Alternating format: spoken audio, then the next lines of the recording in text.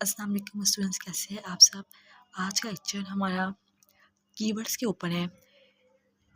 इस लेक्चर में मैं आपको बताऊंगी कि कीवर्ड्स में और रिजर्व वर्ड्स में क्या डिफरेंस होता है, ठीक है, और कीवर्ड्स क्या होती है। आपने लेक्चर एंड तक देखना है। छोटा सा लेक्चर है, ये 2 से 3 मिनट का लेक्चर होगा, जिसमें इंशाल्लाह आपको सारी जो इन्फॉर्मेशन है वो मिल जाएगी। कीवर्ड्स बेटा सी लैंग्वेज में अगर हम बात करें तो कीवर्ड्स क्या है, एक प्री डिफाइंड मीनिंग है, ठीक है ना। सी लैंग्वेज की बात करें, इसके अलावा भी अदर लैंग्वेजेस की बात करें तो कीवर्ड्स क्या होते हैं बेटा, ये पहले से प्री डिफाइन कर दिए गए होते हैं। प्री डिफाइन मीन्स इनका पहले से एक काम बता दिया गया होता है कि इनका ये काम है, इसके अलावा ये कोई दूसरा काम परफॉर्म नहीं कर सकते। जिसने लैंग्वेज बनाई होती है, जो उस लैंग्वेज का डेवलपर होता है, उसने पहले से बता दिया होता है कि इस लैंग्वेज में ये क्या कीवर्ड्स है, ये यही काम करेगी, उसके अलावा कोई और काम परफॉर्म नहीं करेगी। जैसे अगर हम सी की बात करें तो सी लैंग्वेज डेनिस रिचसी इसके डेवलपर है, तो उसने पहले से ही बता दिया है कि हमारे पास लैंग्वेज में टोटल 32 कीवर्ड्स हैं और इन कीवर्ड्स का जो काम है वो उसने बता दिया है। इसके अलावा ये कीवर्ड्स कोई और काम परफॉर्म नहीं कर सकते। जैसे नीचे लिस्ट भी बनी हुई है, लिस्ट ऑफ कीवर्ड्स में जो 32 कीवर्ड्स है, इनका काम पहले से रिजर्व कर दिया गया कि यही काम करेगी, इसके अलावा ये कोई और काम नहीं करेगी, ठीक है ना। यानी कि ये प्री डिफाइन कर दिया गया है, इसको आप बिल्कुल भी चेंज नहीं कर सकते, अपने मकसद के लिए भी चेंज नहीं कर सकते। जैसे कि हमने पीछे आइडेंटिफायर्स का लेक्चर पढ़ा था, स्टैंडर्ड आइडेंटिफायर के बारे में, कि उनका भी सी लैंग्वेज में एक स्पेशल मीनिंग होता है, लेकिन प्रोग्रामर उसको अपने मकसद के अलावा भी यूज़ कर सकता है। अगर वो चाहे तो उसको वो रिडिफाइन कर सकता है, ठीक है ना। ऐसा पॉसिबल है, ऐसा किया जा सकता है, लेकिन कीवर्ड्स में ऐसा बिल्कुल भी नहीं होता, ठीक है। तो कीवर्ड्स में और आइडेंटिफाई के स्टैंडर्ड आइडेंटिफायर्स की बात यहाँ पे हो रही है, उसमें यही डिफरेंस है कि कीवर्ड्स को प्रीडिफाइन है, इसको चेंज बिल्कुल नहीं कर सकते।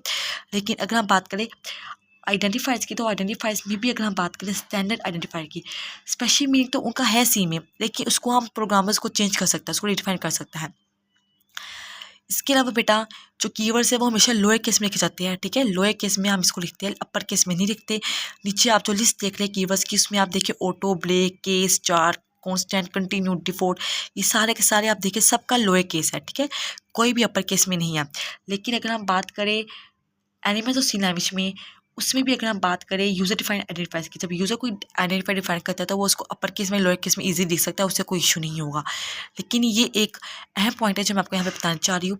अगर आप अपने प्रोग्राम में यूज़र डिफाइंड आइडेंटिफायर का यूज़ कर रहे हैं और अपने अगर वो कैपिटल लिख रहा है, ठीक है, अपर केस में लिख रहा है, तो उसने अपने प्रोग्राम में इसको अपर केस यूज़ करना है, लोअर केस यूज़ नहीं कर सकता। हाँ, अगर वो लोअर केस में कहता है तो लोअर केस यूज़ करेगा, अपने पूरे प्रोग्राम में अपर केस यूज़ नहीं कर सकता, ठीक है। यहाँ पे कहने का मकसद ये है कि कीवर्ड्स में जो फ़र्क है स्टैंडर्ड आइडेंटिफायर के लिहाज से, वो ये है कि कीवर्ड्स प्रीडिफाइंड है और स्टैंडर्ड आइडेंटिफायर को हम रिडिफाइन कर सकते हैं।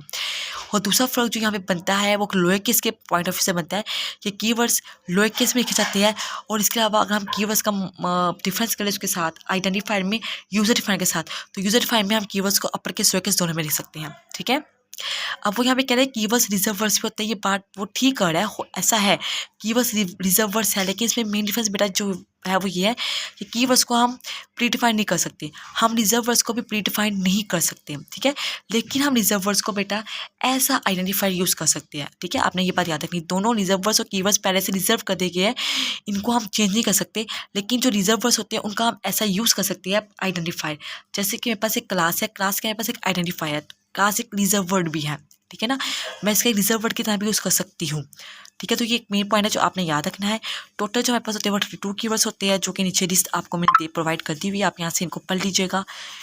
आई होप कि आपको पता चल गया होगा कीवर्ड्स में और आइडेंटिफायर्स में क्या डिफरेंस है, रिजर्व वर्ड्स और आइडेंटिफायर और कीवर्ड्स में क्या डिफरेंस है। इन तीनों में जो मेन डिफरेंस है वो आपको आइडिया हो गया होगा। मैं दोबारा से रिपीट कर देती हूँ कि कीवर्ड्स प्रीडिफाइंड होते हैं, लेकिन आइडेंटिफायर में अगर हम स्टैंडर्ड आइडेंटिफायर की बात करें तो वो रिडिफाइंड हो सकती है, उनको हम चेंज कर सकते हैं। कीवर्ड्स को हम लोअर केस में लिखते हैं, लेकिन अगर मैं बात करूँ आइडेंटिफायर में यूज़र डिफाइन की, तो यूज़र डिफाइन कीवर्ड्स को मैं लोअर केस अपर केस दोनों में लिख सकती हूँ, लेकिन कीवर्ड्स को सिर्फ लोअर केस में सीधे अपर केस में नहीं लिख सकती। रिजर्वर्स की बात करें तो कीवर्ड्स और रिजर्वर्स पहले से प्री डिफाइन कर देके इनको चेंज नहीं किया जा सकता, लेकिन मैं रिजर्वर्स का ऐसा यूज़ आइडेंटिफाई कर सकती हूँ, ठीक है ना। रिजर्वर्स का ऐसा इस्तेमाल आइडेंटिफाई हो सकता है, लेकिन ये नहीं कह सकते कि रिजर्वर्स चेंज किए जा सकते हैं, ऐसा हम नहीं कह सकते, ठीक है।